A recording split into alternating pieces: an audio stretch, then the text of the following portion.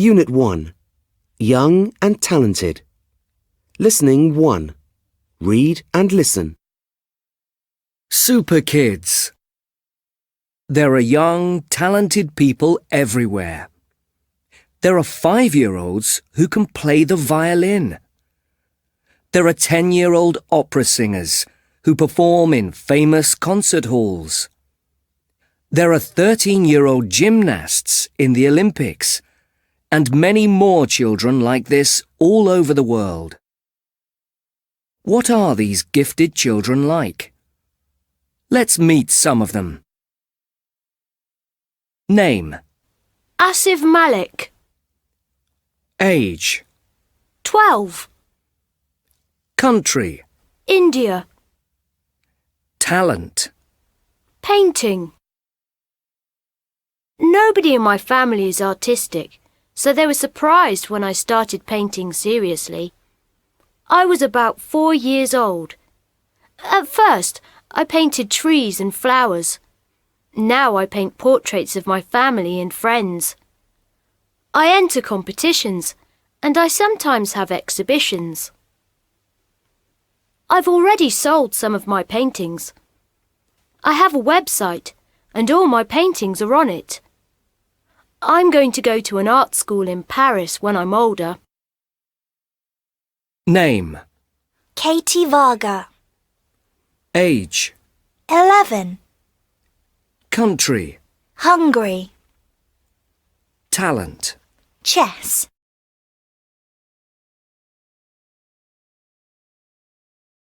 Unit 2. Extreme nature. Listening 2. Read and listen. Volcanoes. There are volcanoes all over the earth.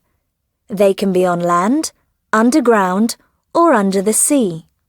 They can be dormant, which means they may erupt again, or they can be extinct, which means they will not erupt again.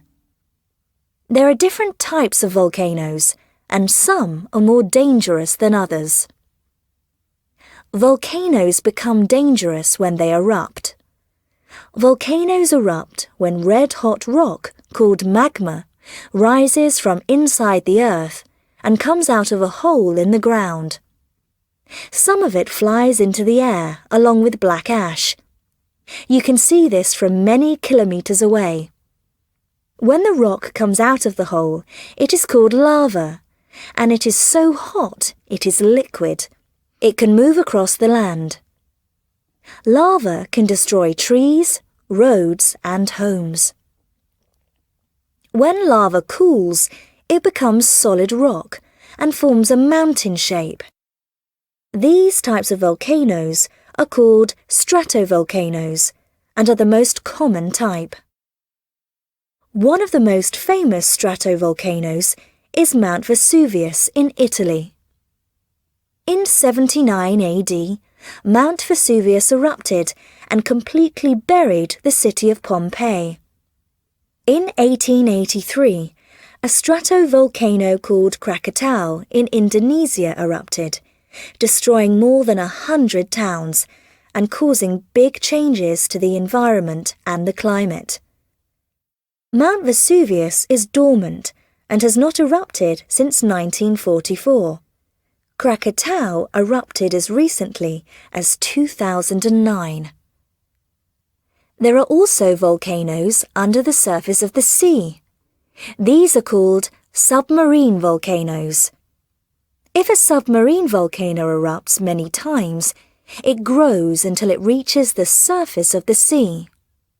The top forms an island. In 1963, fishermen near Iceland were surprised when they saw ash and steam rising from the sea. It was a submarine volcano. It grew and formed an island called Surtsey. The Hawaiian Islands, in the middle of the Pacific Ocean, were also formed by submarine volcanoes millions of years ago. Now they are visited by thousands of tourists every year, even though they are not extinct and could erupt at any time. Supervolcanoes are much bigger than stratovolcanoes and are underground. They are the most dangerous of all volcanoes. You can't see them, but you can see hot water and steam rising from thousands of holes. The largest supervolcano is in Yellowstone Park in the USA. If it erupted, the explosion would cause the sky to turn very dark and there would be black rain. A supervolcano eruption would cause our climate to change completely. The temperature across the world would fall because the ash in the air would stop heat from the sun from reaching us. Even though the eruption might only last a few weeks, these changes would last for many years. Luckily, these volcanoes don't erupt very often, only once about every 600,000 years. Unit 3. Ancient Civilizations. Listening 3. Read and listen. The Shang Dynasty. What was life like in China 3,500 years ago? Was it very different to life now? What did people do? How did they live? Let's find out. The Kings. From 1700 until 1100 BC, the area of China around the Yellow River was ruled by a family of kings called the Shang. They were rich and very powerful. The king and his family lived in large palaces decorated with beautiful objects. They had many servants who made them food and did all the work in the palaces, so they had an easy life. When a king died, they buried him in an underground tomb and filled it with expensive objects, jewelry, works of art, and weapons. The people. The richest people of ancient China were priests and warriors. They lived in cities with very high walls. Their houses were large and made of wood or brick. They wore beautiful gowns made of silk. They didn't work and spent their time hunting and horse riding. Other people lived outside the walls, in houses made of mud. They were merchants and craftsmen, so they worked for their living. They were not poor, but they were not protected during wars. Most of the people during this time were farmers. They lived in villages in the countryside. They worked in fields with tools made of stone, grew grain such as rice, and kept animals. The best place for farming was by the Yellow River. Here the warm, wet conditions were perfect for growing rice. The farmers lived in small houses made of mud or bamboo. Inside, there wasn't any furniture, and they slept on the mud floor. They were very poor. They had to obey the kings and the rich people all the time and give them food and gifts. They didn't have a very easy life. Important developments. During the time of the Shang, there were some interesting inventions. The Chinese discovered how to make bronze by mixing other metals together. Bronze is an important metal because it is strong and lasts for a very long time. The Chinese made all kinds of things from bronze: pots for cooking, cups for drinking, jewelry and weapons. But perhaps the most important development during the time of the Shang was writing.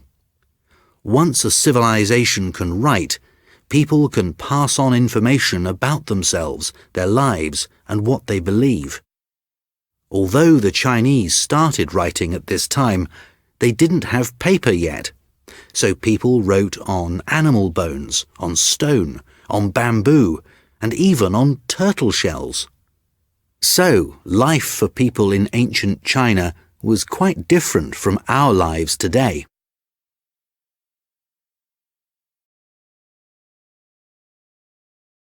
Unit 4. Endangered Animals. Listening 4. Read and listen. Polar bears. Polar bears are our biggest land predators, and they can look frightening. An adult male can weigh up to 600 kilograms and be 3 meters long. When a polar bear stands on 2 legs, it is taller than a man. Their habitat is snow and ice in cold northern countries like Alaska, Greenland and Canada. In winter, they travel across the frozen seas looking for prey. They eat seals and other animals, and they are excellent hunters. They have white fur, so it is difficult to see them in the snow. They have sharp, strong claws, which help them to catch and hold their prey. They also have long necks, small heads, and large, flat feet. This makes them very strong swimmers. Sadly, changes in climate mean that polar bears are now an endangered species. In places like Hudson Bay in Canada, temperatures have been getting warmer since 1950. This means that the sea has been freezing later every year, so the bears have less time to hunt on the ice. As a result, hungry bears go into towns looking for rubbish to eat. Conservationists have tried to keep the bears away from towns, but sometimes they have to catch them, as the bears can attack people when they are hungry. The bears are not killed. They are taken by helicopter far from the town, so that the animals can look for food in their normal habitat. Penguins. Penguins are birds, although they cannot fly. They are excellent swimmers because of their body shape and their wings, called flippers. They can dive deep into the sea to find prey. They eat krill, which are tiny sea animals, fish and squid. Their beaks are sharp, which helps them to catch prey, but also to fight. Penguin feathers are black on their backs and white on their fronts. In this way, they are camouflaged from their predators when they are swimming. Underwater predators like seals and sharks cannot see them very well against the light surface of the water. Flying predators like eagles find them difficult to see from the top against the dark ocean. There are different species of penguins living in different areas of the world, but almost all of them live in the southern hemisphere. Most penguin species have an extremely cold and icy habitat. They are one of the few animals that live in Antarctica. Like polar bears, penguins are becoming rare. This is partly due to climate change, but also due to water pollution killing their prey and oil spills from large ships. Other human activities are resulting in fewer penguins, including accidents with fishing nets and people collecting too many of their eggs. We must act carefully now to save penguins from becoming endangered.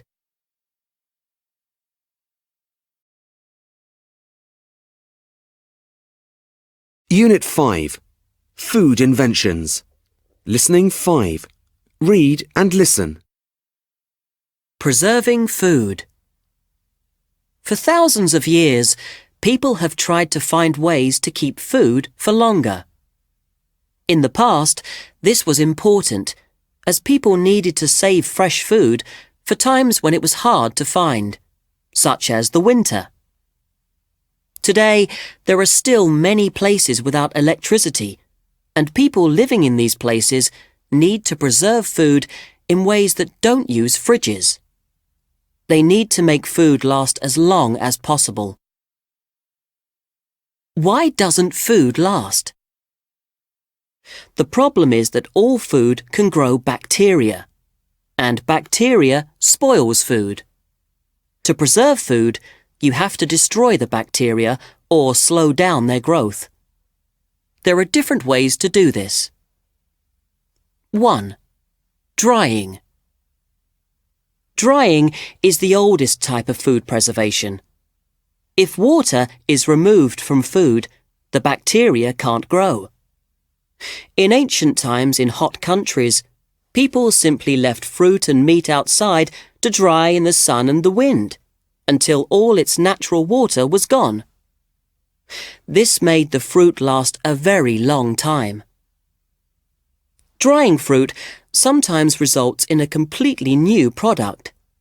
For example, grapes turn into raisins and plums turn into prunes.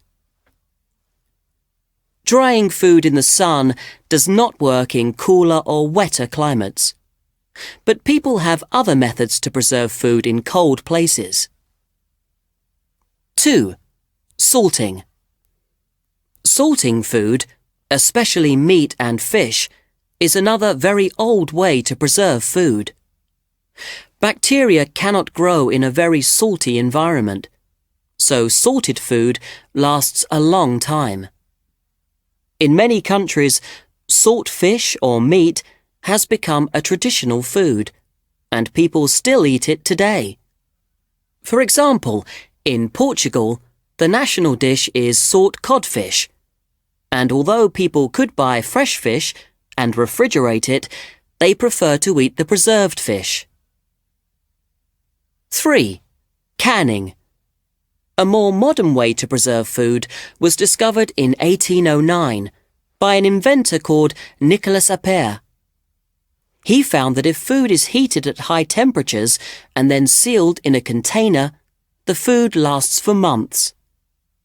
This is because the bacteria are killed when they are heated and cannot grow again without air.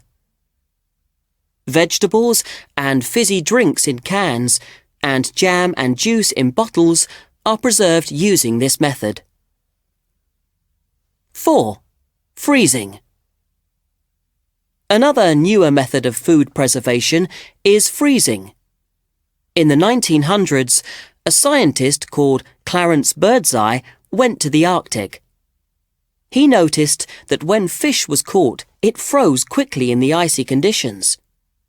He realized that freezing food slowed down the growth of bacteria.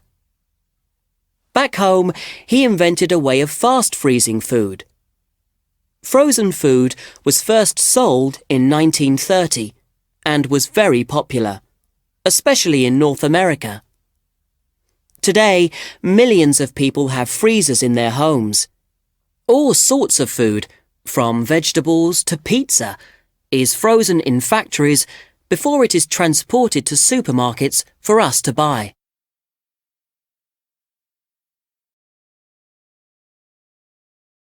Unit 6.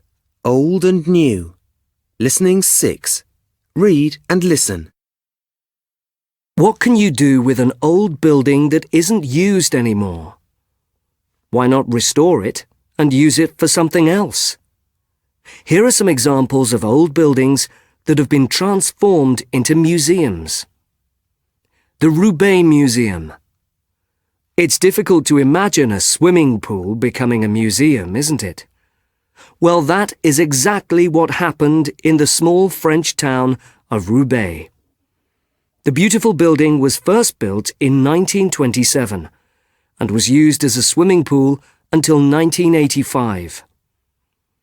People then decided to reopen the building as an art gallery. Since then, the original designs have been carefully restored. The building has been filled with fantastic collections of paintings, sculptures, and textiles. But the best thing about the new museum is the room with the swimming pool. The pool is much smaller, and you can't swim in it now. But it is really amazing. There are statues all around it. The sun shines through the beautifully restored windows into the gallery, and it all looks spectacular. The museum is still called La Piscine. That's French for swimming pool. The Tanjavur Art Gallery. It's not often that you can visit a palace, but if you go to Tanjavur in India, you can spend as long as you like exploring one. Tanjavur is one of the oldest cities in India. It is well known for its beautiful architecture, its music, and its art. One of the best tourist attractions is the Tanjavur Art Gallery, which is in a 17th century palace. Before the building was transformed into a gallery, it had been unused for years. Since it has become a gallery, it has been filled with bronze and stone sculptures, paintings, and musical instruments. There's also a library full of ancient documents and a music hall. It's an unforgettable and historical place to visit. The Nomadic Museum. Perhaps the most incredible transformation is the Nomadic Museum. Designed by a Japanese architect, this art gallery was created from 148 metal shipping containers and recycled paper tubes. Although this gallery is made from old, used materials, it is truly an amazing building and a fascinating example of modern architecture. The gallery was created in 2005 to show an exhibition of photographs to people around the world. How would it reach all these people? The museum is nomadic. It actually travels around the world. Because it's made of shipping containers, it can be shipped overseas. It has already been to New York, Tokyo, and Mexico City. Maybe it will come to your country soon. Unit 7. Moving Pictures. Listening 7. Read and listen. The history of film. Frequently asked questions. Who invented films? It's difficult to say. Lots of people played a part in the development of the cinema. A man called Muybridge made the first moving picture in 1878. It was a film of a horse running, and it was only a few seconds long. By 1895, other people had invented various machines for showing moving pictures, but many of these could only be watched by one person at a time. The development of machines that could project films onto a screen was important. Thomas Edison was one of the first to show very short films to audiences of 20 or more people. His films showed acrobats and dancers performing, or everyday events like a man sneezing. What were early films like? At first, films were only a few minutes long. They were black and white and silent. They were usually documentaries about different places, or news events, or comedies showing people falling over and making funny faces. Later, they became longer stories, but there was still no sound. Instead, there might be a musician playing a piano in the hall while the film was shown. What were the most popular kinds of early films? Musicals were probably the most popular kind of film throughout the 1930s and 1940s. A very famous actress and singer at that time was Shirley Temple. She was only a 5-year-old girl, but everyone loved watching her sing and dance. When did films get colour and sound? The very first movie to be in colour and to have sound was shown in 1927. It was called The Jazz Singer. From then on, more and more films were produced in colour, and almost all films had sound. When were cartoons invented? Cartoons, or animated films, were first made in the 1890s. Cartoons are made from hundreds of drawings, photographed one by one. Each drawing is slightly different from the one before. When they are shown very quickly, it looks like the characters and objects in the drawings are moving. One of the earliest animated movies and the very first Disney feature-length film was Snow White and the Seven Dwarfs. Until that time, cartoons had been short and only shown before the main movie. Now cartoons are watched by children and adults alike in cinemas.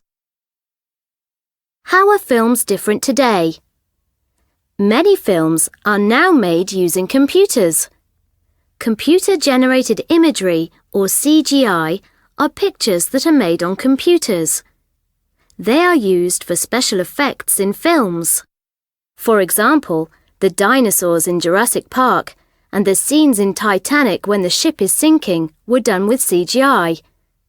Toy Story was the first feature-length film created completely with CGI in 1995. Unit 8. Once Upon a Time. Listening 8. Read and listen. The Greedy Farmer. Once upon a time, there was a farmer who lived in a small village. He was not very wealthy, but he was very ambitious. He wanted to make more and more money. In the springtime, when it was rainy, he called out, "If it were sunny, I could plant some wheat. I wish it were sunny." The next day, by chance, it became sunny, and the farmer planted some wheat. After a few weeks, he began to get impatient. His crop needed rain now. He called out, "If it were rainy, it would be useful for my wheat." The following day, it rained. Now he thought he could get everything he wanted. The very next day, he called out, "If it rained more, my wheat would grow higher and higher." The following day, it rained again. That summer, he had the biggest and best crop he had ever had. He harvested his wheat and collected it in a big pile. He should have been happy, but he was so greedy he called out, "If it had rained even more, my wheat harvest would have been even bigger." Suddenly, heavy rain began to pour. It rained harder and harder and didn't stop until all of the farmer's wheat washed away with the water. Brotherly love. A long, long time ago, two brothers lived in a village. They were both farmers and grew corn. The older brother had many children to feed, so he had very little money. The younger brother also had a big family to look after. Although the brothers were poor, they lived happily. One year there was a drought and the corn did not grow well. The brothers collected their small harvest and stored the grain in their barns. That night, the older brother could not sleep. He was worried about his brother. Would he have enough grain to feed his family? At last, the older brother got out of bed. He went to his barn and filled a bag with grain. Then he went silently to his brother's house and secretly added the grain to his brother's pile. Every night he did the same thing. He took some of his own grain and added it to his brother's store. But after a while, he noticed something strange. His pile of grain never looked smaller in the morning. One night, he decided to find out why. After it had got dark, he hid near his barn and watched. At last, a man approached with his own bag of grain. At first, he did not know who it was. Then he was amazed to see his own brother. Every night, the younger brother had done the same thing, taken grain from his own pile to give to his brother. It was true brotherly love.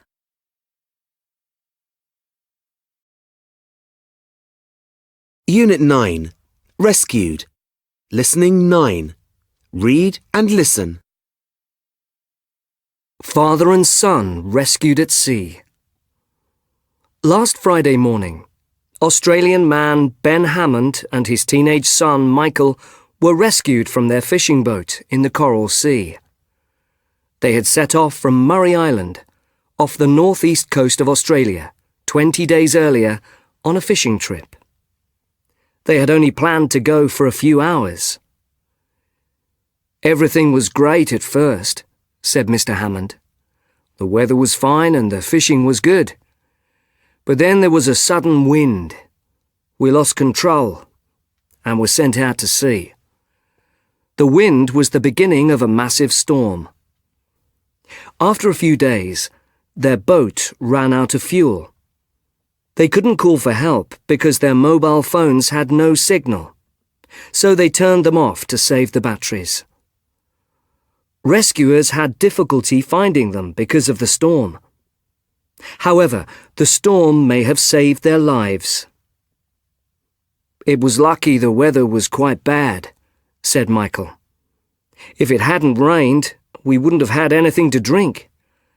We only had 2 bottles of water to begin with." Over the next few weeks, they just tried to stay alive and well. They protected themselves from the sun by covering their heads. They managed to catch some fish, which they ate raw. And they drank the rainwater. Eventually, they discovered they had a mobile phone signal. They sent text messages to their family. The emergency services found them, and a rescue helicopter was sent to pick them up. They were taken to a clinic, where they were treated for sunburn and dehydration. Mr. Hammond had lost over 20 kilograms.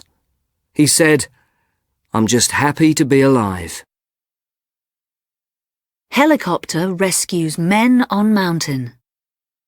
2 French men were airlifted by helicopter from Mount Snowdon in Wales yesterday evening. Luc Morel and Marc Dubois had set out in the morning when the weather had been good. They had reached the peak and were on their way back down. Unfortunately, at about 4 p.m, it had started to rain, and then the mist had come in. It was difficult to see, and Mark slipped and fell. "We wouldn't have gone if we had known about the bad weather," said Mark. "But we hadn't listened to the weather forecast." Luke used his mobile to phone the emergency services, and a dramatic rescue operation took place.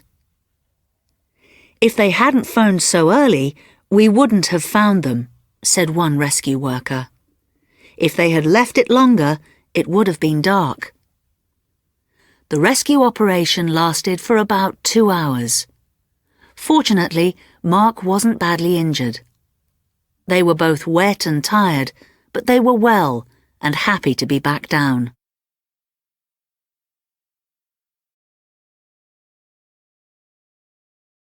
Unit 10. Languages. Listening 10. Read and listen. Voices of India. India has an incredible number of different languages. There are 22 major languages and over 1,600 regional dialects or varieties of those languages. Hindi is the official language of India and has more than 250 million speakers. But many people don't speak the official language at all. Traditionally, the language that people learnt and spoke depended on where they lived. For example, people who lived in the Assam region of India spoke Assamese, though now people there may speak Hindi or Bengali, or even English. Some of the Indian languages are extremely old. One of the earliest known written scripts in the world came from India. It is called Harappan, and it has pictures like Egyptian hieroglyphs. The problem is that nobody can read or understand Harappan today. Sanskrit is also an ancient language. Some of the written stories in Sanskrit are more than 5,000 years old. But Sanskrit is almost a dead language, as few people actually speak it today. There are only around 200,000 people who can speak Sanskrit well. These days, English is very widely spoken, especially in government and education, and it is sometimes called the working language of India. Although people have many different mother tongues, English is often the second language which is acquired once formal education begins. But English is not the dominant language in every aspect of Indian life.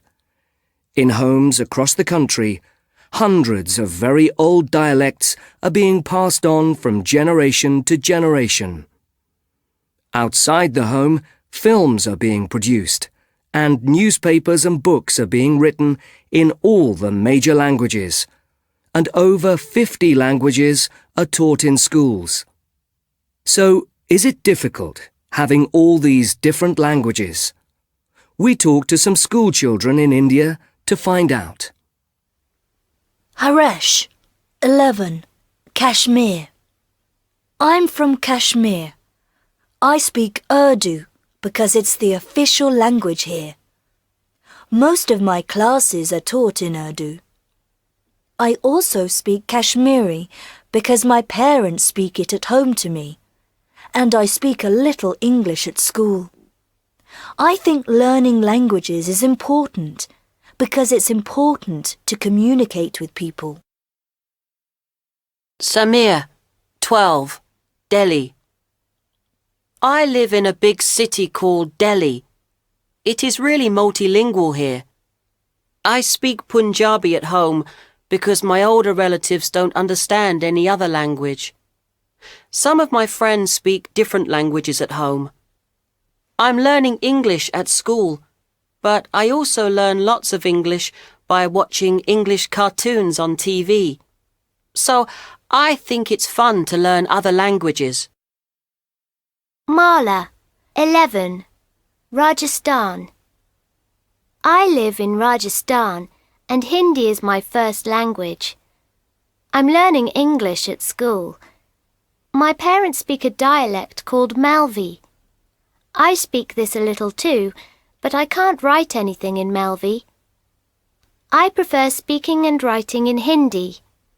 I really like watching Hindi films. I'm glad I can speak different languages. Unit 11. Study skills. Listening 11. Read and listen. Study skills. Are you learning English? Do you like English but find it difficult to remember new grammar and vocabulary? Would you like some ideas about how to make your language learning easier? If you answered yes to any of those questions, here's some advice that we hope will help. Learning vocabulary. Each time you learn a new word, write it in a vocabulary book with its part of speech. You don't have to translate the word into your language. Try using a synonym to help you remember what it means. You should also look it up in a dictionary and write the English definition. When your teacher asks you to learn some words for a vocabulary test, you should write them down on a piece of paper or a sticky note and put them on your bedroom wall. Every time you see the words, you will think about their spellings and their meanings. Draw spidergrams. These are fun to do. Draw a circle and write the name of a topic in the middle. Draw lines from the circle to other shapes and write the names of subtopics in the middle of those. Then, draw lines from each of these shapes and write words connected with the topics. Learning grammar. After you've learnt a new grammar point at school, you should go home and look through what you did in the lesson. Look at sentences in your course book and highlight examples of the new grammar. You could use a coloured pen to underline the examples or circle them. Then, in a notebook, write the name of the new grammar point, for example, the past simple, and then write simple sentences about yourself using the new grammar.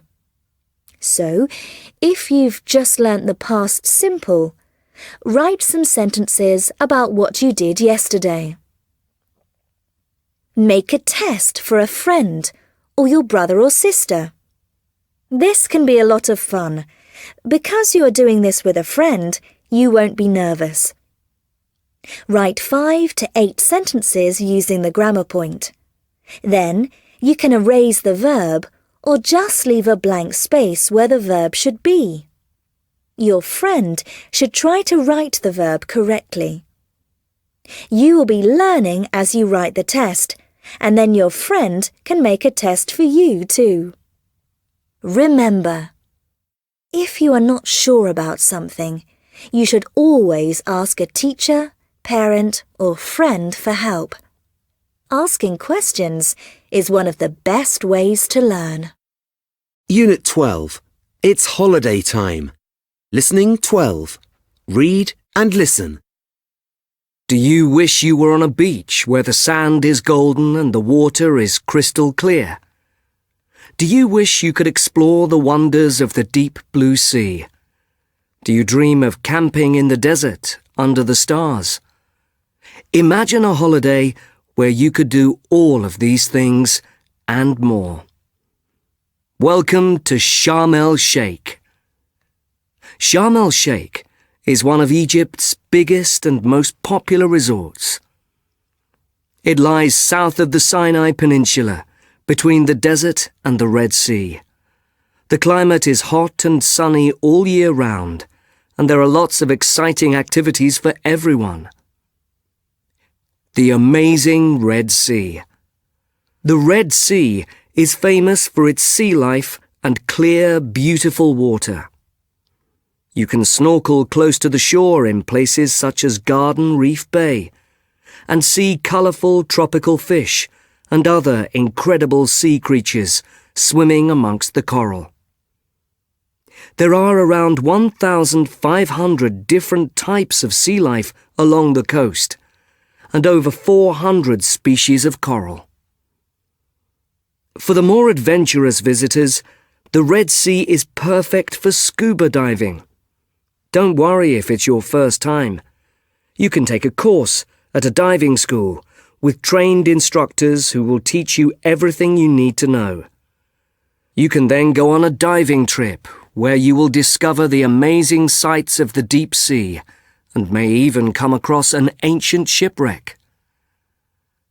If you want to see what lies under the surface of the sea, but don't want to go in the water, take an hour-long trip in a glass-bottomed boat instead. See the brightly coloured fish swimming right under your feet. The spectacular Sinai Desert.